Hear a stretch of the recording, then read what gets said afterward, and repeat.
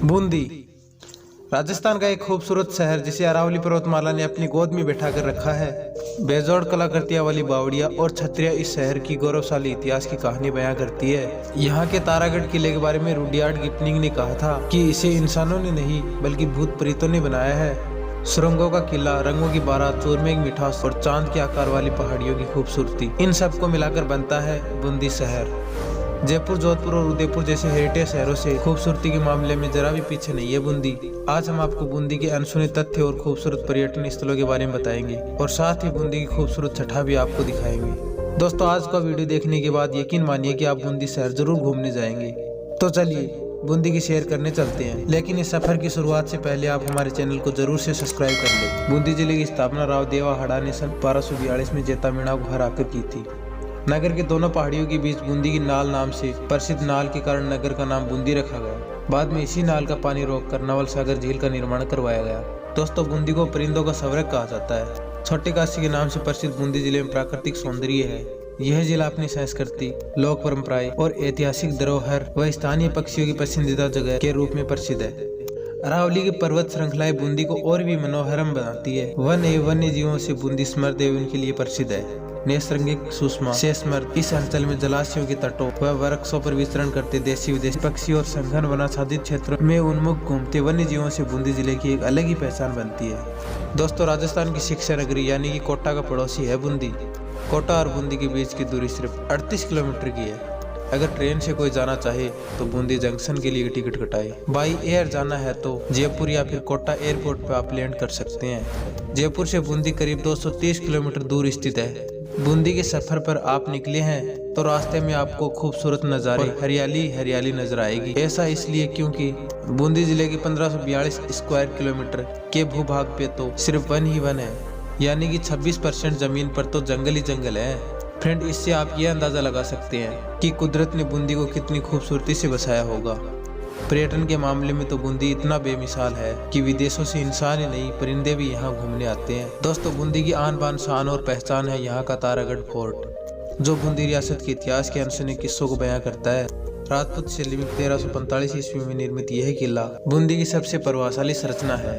यह किला और महल ऊंची पहाड़ी पर बने हैं। इसकी सुंदरता का अनुमान इसके देवाले, स्तंभ, शीर्ष मंडपों वाली छतरियां, वर्गाकार छत और हाथी व कमल के रूप में सजी इनकी सुंदरता से लगाया जा सकता है। लेकिन फ्रेंड, वर्तमान में दुर्भाग्यवश जंगली झाड़ियों के बीच निढाल अवस्था में है ये किला। 84 खंभों की छतरी बूंदी के महाराजा अनिरुद्ध सिंह द्वारा अपनी एक सेवादार की स्मृति में बनवाई गई यह छतरी 84 खंभों पर टिकी है। यह एक प्रभावशाली तथा सुंदर संरचना है जिसे पर्यटक इसकी कलात्मक नक्काशी, जिसमें हिरण, हाथी तथा अप्सराओं का चित्रांकन होने के कारण बहुत प्रशंसा करते हैं। रानी जी की बावड़ी पर्यटकों के लिए क्वीन स्टेबल रानी जी की बावड़ी सन 1699 बूंदी के शासक राव राजा अनिरुद्ध सिंह जी की छोटी रानी नाथावती जी द्वारा बनवाई गई थी। इस बावड़ी का मुख्य द्वार आमंत्रण देता प्रतीत होता है। बहुमंजिला बावड़ी के तोरण द्वार पर गजराज के उत्कृष्ट नक्काशीदार अंकन है, जिसमें उनकी सूंड को अंदर की ओर मोड़ा गया है, जिससे ऐसा आभास होता है कि मानो हाथी बावड़ी से पानी पी रहा है। जैत सागर झील दोस्तों, यह रमणीक झील पहाड़ियों से घिरी हुई है। तारागढ़ किले के नजदीक यह झील सर्दियों और मानसून के मौसम में ढेरों कमल के फूलों से भरी रहती है। नवल सागर झील तारागढ़ किले से इस झील का विहंगम दृश्य नजर आता है। यह एक कृत्रिम झील है। पास में ही बने महलों और किले का प्रतिबिंब इस झील में लहराता दिखाई देता है, जो कि अद्वितीय है। इस झील के बीच में भगवान वरुण देव को समर्पित एक मंदिर भी है, जो कि आधा जलमग्न दिखाई पड़ता है। दोस्तों, अगर बूंदी की यात्रा पर आए तो इन झीलों का नज़ारा एक बार जरूर देखिएगा। रामगढ़ वन्य जीव अभ्यारण्य बूंदी नेनवा रोड पर 45 किलोमीटर की दूरी पर यह अभ्यारण्य 242 वर्ग किलोमीटर के क्षेत्र में फैला है। यह अभ्यारण्य कई तरह की वनस्पति तथा जीवों का घर है तथा सितंबर से मई के बीच का समय पर्यटकों के घूमने के लिए सर्वोत्तम है।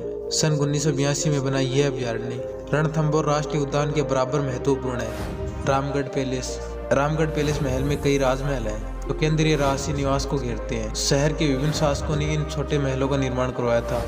आपको बता दें कि इन महलों से कई किस्से और कहानियां जुड़ी हुई हैं। अपनी बूंदी यात्रा के दौरान आपको गढ़ पैलेस देखने के लिए अवश्य आना चाहिए। फ्रेंड, बूंदी क्षेत्र की प्रकृति और इसके युद्धों के इतिहास का राजस्थान के व्यंजनों पर बहुत अधिक प्रभाव पड़ा है। प्रभाव के कारण यहाँ का भोजन शाकाहारी है।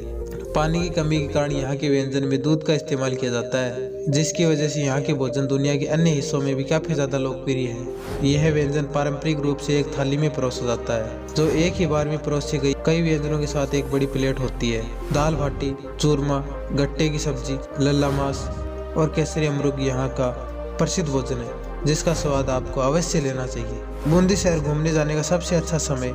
दोस्तों, बूंदी का मौसम राजस्थान के बाकी हिस्सों जैसा ही है। यह क्षेत्र ग्रीष्म काल के समय बेहद शुष्क और गर्म होता है। यहाँ दिन के दौरान अधिकतम तापमान 35 से 43 डिग्री सेल्सियस तक पहुँच जाता है। यहाँ के दिन गर्म हवाओं के साथ बेहद शुष्क होते हैं। जैसे जैसे यह रात के समय के करीब आता है, तापमान धीरे धीरे कम होने लगता है, जिससे यह थोड़ा ठंडा हो जाता है। सर्दियों के दौरान यह मौसम बहुत ठंडा हो जाता है, जिससे रात के समय का तापमान 5 डिग्री सेल्सियस से भी नीचे चला जाता है। बूंदी की यात्रा करने के लिए सबसे अच्छा समय सर्दियों का होता है, क्योंकि इस मौसम में पर्यटन स्थलों की यात्रा करने में बेहद आनंद आता है। बूंदी में बारिश जुलाई के महीने से सितंबर के मध्य तक ही रहती है। यहाँ के मानसून दिनों को बेहद नम बनाते हैं, जिससे आर्द्रता का स्तर 90% तक पहुँच जाता है। अगर मौसम को ध्यान में रखें तो बूंदी की यात्रा का सबसे अच्छा समय अक्टूबर से मार्च तक है। इस दौरान जलवायु की स्थिति शांत और आनंदमय रहती है। बहरहाल, बूंदी जिले के बारे में ये थी हमारी एक छोटी सी कोशिश, आपको इस खूबसूरत से शहर से रूबरू करवाने की। उम्मीद है कि ये वीडियो आपको पसंद आया होगा। दोस्तों, अगर आपको ये वीडियो पसंद आई हो तो चैनल को याद से सब्सक्राइब कर ले, वीडियो को शेयर ज़रूर करें और कमेंट करके ये बताइए कि आप अगला वीडियो किस जगह का देखना पसंद करेंगे।